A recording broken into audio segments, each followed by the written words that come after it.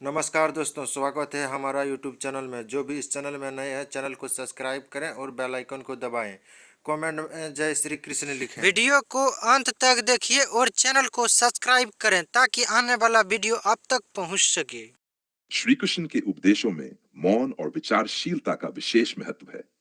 भगवत गीता और अन्य पौराणिक कथाओं में कई प्रसंग मिलते हैं जहां भगवान श्री कृष्ण ने हमें सिखाया कि कब और कहां मौन रहना चाहिए। मौन न केवल आत्मसंयम को दर्शाता है, बल्कि यह अनावश्यक विवादों और समस्याओं से बचने का भी एक तरीका है। यहाँ 5 ऐसी जगहों का वर्णन किया गया है जहां हमें हमेशा चुप रहना चाहिए, जो श्री कृष्ण के उपदेशों पर आधारित हैं। क्रोधित व्यक्ति के सामने क्रोध एक ऐसी अवस्था है जिसमें व्यक्ति स्वयं पर नियंत्रण खो बैठता है और तर्कहीन व्यवहार करता है।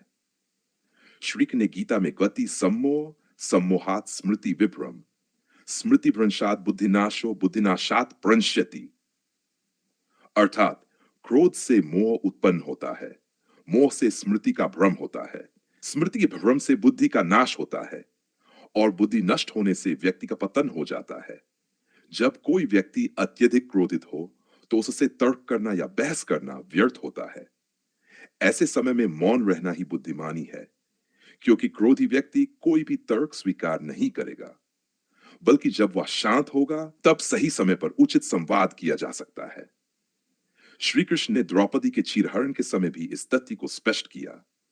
जब दुर्योधन और दुशासन अत्यंत अहंकारी और क्रोधित थे, तब भीम और अर्जुन अत्यधिक क्रोधित हो गए, परंतु श्री कृष्ण ने स्थिति को समझकर सही समय पर हस्तक्षेप किया और युद्ध के लिए उचित समय का इंतजार किया। यह दर्शाता है कि जब सामने वाला क्रोधित हो तो चुप रहकर सही समय की प्रतीक्षा करनी चाहिए। मूर्ख और अज्ञानी के सामने श्री कृष्ण ने गीता में स्पष्ट कहा है कि जो व्यक्ति सत्य को समझने की इच्छा नहीं रखता या जो अहंकारवश ज्ञान को अस्वीकार करता है, उसके सामने मौन रहना ही उचित है। न ही जानेन सदृशन पवित्रमिह विद्यते, जान से बढ़कर कोई पवित्र चीज नहीं होती, लेकिन यह केवल उसे ही दिया जाना चाहिए जो इसे ग्रहण करने योग्य हो। जो व्यक्ति जान को अस्वीकार करता है, उसके साथ विवाद करने से कोई लाभ नहीं होता। एक बार श्री कृष्ण ने दुर्योधन को समझाने का प्रयास किया कि वह अधर्म के मार्ग से हट जाए, लेकिन दुर्योधन ने अहंकार पूर्वक उत्तर दिया, जानामि धर्म न च मे प्रवृत्ति जानाम्य धर्म न च मे निवृत्ति, अर्थात मैं धर्म को जानता हूं लेकिन उसे अपनाना नहीं चाहता। मैं अधर्म को भी जानता हूं लेकिन उससे दूर नहीं होना चाहता। ऐसे व्यक्ति को समझाने का कोई लाभ नहीं होता। इसलिए श्री कृष्ण ने उसे उसके हाल पर छोड़ दिया और युद्ध की तैयारी करने में अर्जुन की सहायता की। इसलिए यदि कोई व्यक्ति मूर्खता या अहंकार में डूबा हुआ हो तो उसे समझाने का प्रयास करने के बजाय चुप रहना ही बेहतर होता है। अपमानजनक स्थिति में श्री कृष्ण ने गीता में कहा है, तितिक्ष्व कारणम यथा क्षमा सर्वधर्मेषु, अर्थात धैर्य और सहनशीलता सबसे बड़ा धर्म है। जब कोई आपका अपमान करे तो तुरंत प्रतिक्रिया देने के बजाय शांत रहना सबसे अच्छा होता है। द्रौपदी के चीरहरण के समय जब उसने श्री कृष्ण को पुकारा तो श्री कृष्ण ने उसे धैर्य रखने की सलाह दी और आश्वासन दिया कि अधर्म का अंत अवश्य होगा।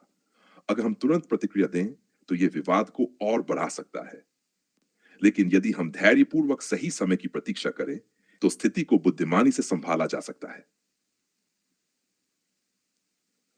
जब कोई आपको ध्यान से नहीं सुन रहा हो, श्री कृष्ण ने अर्जुन को गीता का उपदेश तब दिया जब अर्जुन स्वयं मार्गदर्शन मांग रहे थे। इससे यह स्पष्ट होता है कि किसी को ज्ञान तभी दिया जाना चाहिए जब वह उसे ग्रहण करने के लिए तैयार हो। श्रद्धावान लभते ज्ञानम तत्परो संयतेन्द्रिय, अर्थात जो श्रद्धा और एकाग्रता के साथ ज्ञान प्राप्त करना चाहता है वही इसे समझ सकता है। अगर कोई व्यक्ति आपकी बात को गंभीरता से नहीं ले रहा तो उसे समझाने का कोई लाभ नहीं है। ऐसे समय में चुप रहना ही बेहतर होता है। जब कोई आपको गलत समझ रहा हो, कई बार हम अपनी बात समझाने की बहुत कोशिश करते हैं, लेकिन फिर भी लोग हमें गलत समझते हैं। श्री कृष्ण के जीवन में भी ऐसा कई बार हुआ। जब उन्होंने महाभारत के युद्ध से पहले शांति का प्रस्ताव रखा, तब कौरवों ने इसे उनकी दुर्बलता समझ लिया। श्री कृष्ण जानते थे कि कौरव उन्हें गलत समझ रहे हैं, इसलिए उन्होंने अधिक समझाने का प्रयास नहीं किया, बल्कि उचित समय पर कार्यवाही की। सत्यम ब्रूयात प्रियम ब्रूयात, न ब्रूयात सत्यम अप्रियम, अर्थात सत्य बोलना चाहिए लेकिन प्रिय बोलना चाहिए।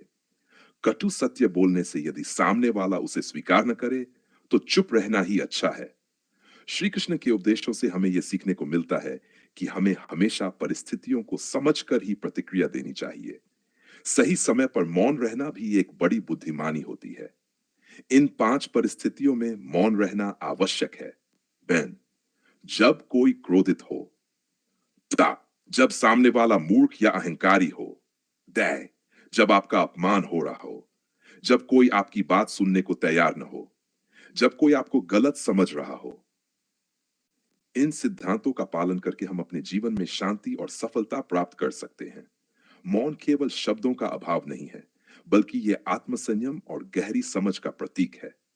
श्री कृष्ण की शिक्षाएं हमें यह सिखाती हैं कि मौन में भी गहन शक्ति होती है, जो हमें जीवन की कठिन परिस्थितियों में सही मार्ग दिखा सकती है। धन्यवाद, मिलते हैं अगले वीडियो में। चैनल को सब्सक्राइब करें और वीडियो को लाइक करें।